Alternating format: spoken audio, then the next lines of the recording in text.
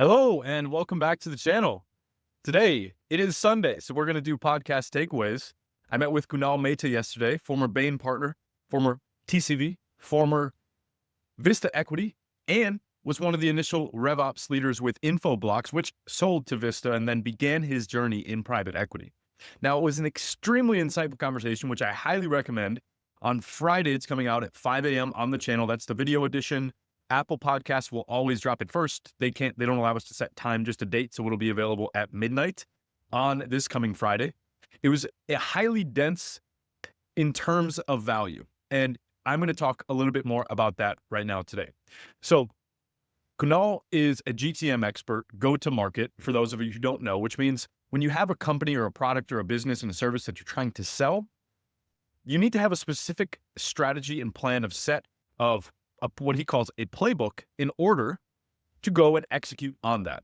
And the quality of your playbook and the quality of your action and your execution is going to determine the degree of your success, of course, with your offer being a big qualifier in there as well. Your offer, the quality of that will also go quite far. Most companies struggle with getting this right. They don't have the right mindset about it. They don't have the right focus about it. They don't have really the right understanding of how to execute it properly. Now, when I got started in sales many years back, about 13 years ago now, it was all about one thing, and that's names and numbers. You needed high numbers of qualified people that you're talking to, and even just that you're talking to in general, because how do you know someone's qualified until you really ask them and talk to them?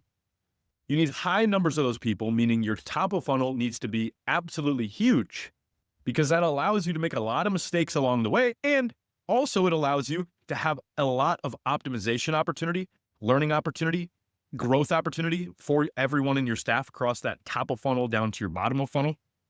But also it allows you to make sales and grow and have that data and information that you need to make appropriate changes to your strategy. But as I was saying, it was all about names and numbers. And one of the elements of that was that you had to be making a lot of calls and you need to be having a lot of interactions so that you can get out there to have enough leads coming in. So that's part one, is that with this strategy, you need to have you need to have high numbers of top of funnel. The next piece in his model is that it takes 26 attempts to make an average sale. Now, if you combine this with something called the 3-2-1 method, it multiplies that by essentially 6. Because if you're going to sell to large enterprises or banks or really anybody with a procurement department and your buying center and the center that affects, so in his world, in cybersecurity, he needed to have a connection in cybersecurity and networking, have a connection with the networking, with IT and security, and with procurement. So each one of those 3 buying centers, that's your 3, should have 2 contacts in it. So you need to have the leader and the project manager, let's just say, to give you an example. And so if you times that by 26, now you're getting to 175 or so attempts, 150 so attempts that are required for you to have success on an account. So to connect that back with the early days of my selling and every bit of sales success I've ever had, especially in today's world, it didn't get less, it got worse. And here's what I mean. You need to be calling these people, interacting with them, and making sure that they're a priority to you. I often hear people say, I want people to be interested in me and I want people to want to do business with me. Then you should probably start a podcast, because that's a great way to get people interested in you. Because why? Because you're following the principles. You're interested in them. You have to be interested in other people if you want to have success in this world. You absolutely have to. You can't just wait around and wait for everybody to be interested in you. Because let's say you're the most interesting person in the world, they still need to hear from you, right? So there you go. You need to be following up way, way more. So with those 2 pieces in mind, once you get throughput and you're making the efforts and you're making the actions and you're following a disciplined sales process, so you're taking them from that top of funnel, are you interested? And you're taking them further. We're going to come back to some of these other steps, but if you're taking them further down that pipeline, what's the most important next thing? And that is, and this was really throughout, is quantification. You need to be able to measure, report, and quantify every bit of activity that occurs in your business. So the number of outreaches, the number of leads, the number of no's, the number of qualification calls booked, the number of qualification calls attended, the percentage of qualification calls attended from booked, the percentage of a qualified to which would now be a sales qualified lead, that are successfully booked with sales. Now, sales has an entire set of metrics as well that go along with that. What stage of the pipeline are they? Are they committed? What level of commitment? What is their, as he calls it, disposition? He gave me a stat that 40% of leads in the general business world that are generated from marketing do not have a disposition, which means we really don't know how interested they are or what their needs are, when their timeline is. All these things really come down to asking great questions when we get into the world of sales. And now sales will have a pitch to next step, pitch to proposal rate, and that proposal rate will have a timeline associated with it, how long it takes to close a proposal on average, how many days, and the other elements that are associated with that, the closing percentage, and then your dollars of revenue generated and your handoff to delivery. All of these metrics matter.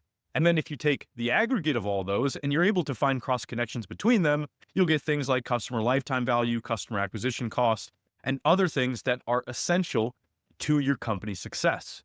Now, all of these numbers are very critical, because if you do not have an understanding of these numbers in your business, you're going to fail, or you're going to be achieving far less than you're able to achieve. Because often it's really easy when you're out in the business world to get into that mindset, like I said, of people that say, I want people to be interested in me and I want this to go like this. But you have to make it happen. You have to get out there.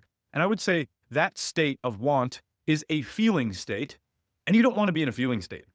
Feeling can help when you're resonating with your customer's pain, having empathy and emotion towards them on a sales call so that you can really resonate and build a deeper relationship, or build rapport is the terminology. But you don't want to be in a feeling state all the time, because if you're in a feeling state, then you're going to be sitting at your desk and you're not going to get the work done. You're not going to do the number of actions. You're not going to take the required steps that really will drive success in your business. And so quantification helps you to avoid that. If you have a deep understanding of the number of the key metrics that matter, and you're driving those numbers all the way up as much as you can, and you're maximizing your organization, you're going to be achieving your full potential within that given day, within that action, and beyond. So quantification is absolutely crucial. And he'll talk about some of the key things to quantify. And I'm also, because this was such a great podcast, we are going to do another one together sometime in the future. And then on top of that, I am going to start aggregating some of this information into resources so that every time I do a podcast, you can just go ahead and download that information in a PDF or something that will allow you to say, what's the takeaway from this that will get me to the next step in my business? And we're going to make those resources really beautiful and high quality. So I'm excited for those things. That mindset of quantification is present throughout. You must quantify and focus on the numbers and drive the numbers up. Now, where does this mindset come from? Of course, successful business, but specifically private equity. And to explain private equity for people, it's essentially people who raise money, organizations and groups that raise money from wealthy individuals, from corporates, from foundations, and they deploy that money to companies that are slightly more established than your typical venture capital company. So it's more this early stage, but of course, they're willing to invest at the earliest stages, but that doesn't mean they won't invest later stages, of course, too. But the key distinction with private equity is really just the strategy at which they go about it.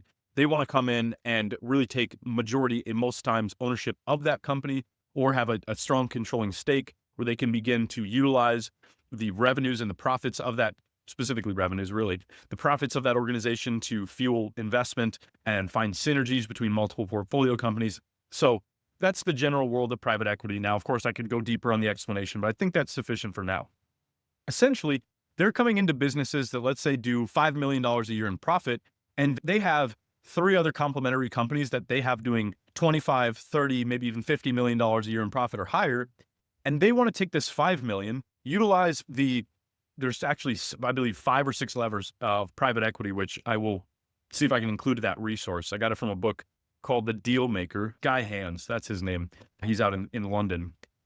And essentially, they're trying to figure out how they can use economies of scale, systems thinking, and some of these metric-based thinking to come into an organization and drive it to the next level at a better cost, at a better rate than what their cost of capital is, and return that as a multiple, increase the multiples of that organization. So if you go from 5 million in revenue or 5 million in profit to 10 million in profit, your multiple is going to go up, have less risk. So the next investor will pay more for it. There's a masterclass in private equity in a minute and a half. But essentially, that quantification mindset comes into play where the goal is essentially Private equity excels in coming into a business and cutting through all the feeling state, cutting through all the ambiguity and saying, this is the way you need to run your business. These are the numbers that matter. And I'm going to check back with you in 3 months. We're going to make sure that you hit those numbers. And if you do, great. Here's some more money. But if you don't, then we got to work on that. So that's what private equity is all about. And so if you, as the executive in your company, are watching this video, or if you're in private equity and you're an investor, you're probably already doing these things on a regular basis, but it's a great reminder here. So that is the major key in this podcast. And of course, there's a lot of other information, like you need to have a single source of truth for your marketing ops, your RevOps, and your sales ops and your RevOps, so that everybody's working on the same playbook. You got to realize and be able to appreciate the distinctions between them all. But I'll let Kunal explain that to you guys on Friday. So I hope you like this video. Make sure to like and subscribe, and I'll see you guys in the next one.